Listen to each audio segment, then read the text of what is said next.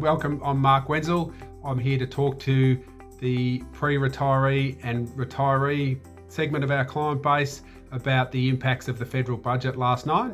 The key announcements that are relevant to pre-retirees and retirees are, first of all, for age pensioners, they're entitled to 2 lots of $250 extra pension payable in December this year and March 2021.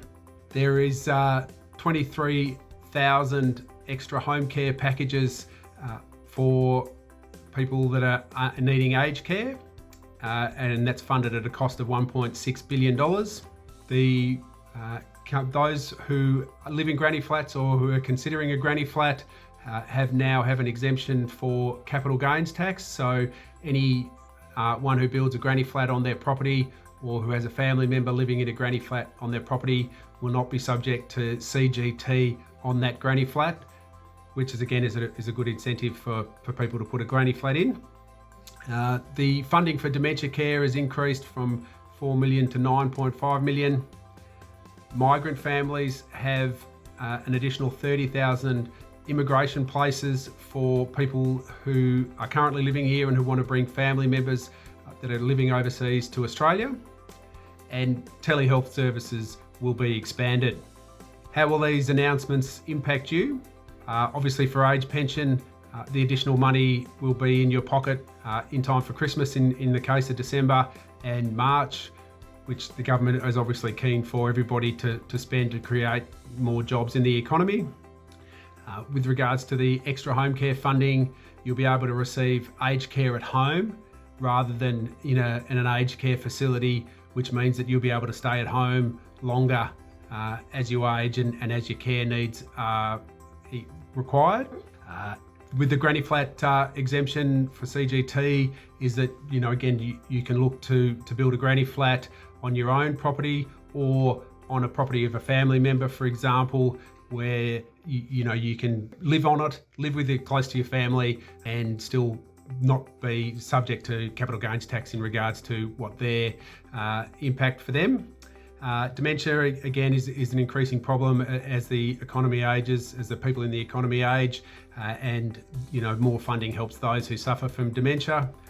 Immigration is a key to restarting the economy and the recovery of the economy. So I think this is going to be a continuing feature, is to allow more immigration into Australia once it's safe to do so. And the telehealth is a convenient way to access aged care. So again, as you age, typically you need more doctor's appointments. By doing it through telehealth, doing it online just means that it's less of a time convenience for you and lower cost, I guess, to the economy generally. What strategies do you need to consider and action to take as a result of these announcements? Certainly those who are on the pension, just make sure that the details are correct, and those who are potentially on the borderline or considering whether the age pension is appropriate for them, certainly starting the process to apply before December or March next year will entitle you to the payment should the age pension application be successful. So again, just make sure everything's up to date and all your details are correct. If you're considering downsizing, the granny flat is a reasonable way to have a living arrangement close to your family and also to share some of the financial benefit with your family. And I suppose in reality is to consider those future living arrangements. I mean, with the extra aged care at home, it means that you'll be able to live in your place for longer. But again, considering whether you've got a 2-story house and you may only need a 1-story house, those type of things, certainly should be considered in the light of the ability to live at home for longer.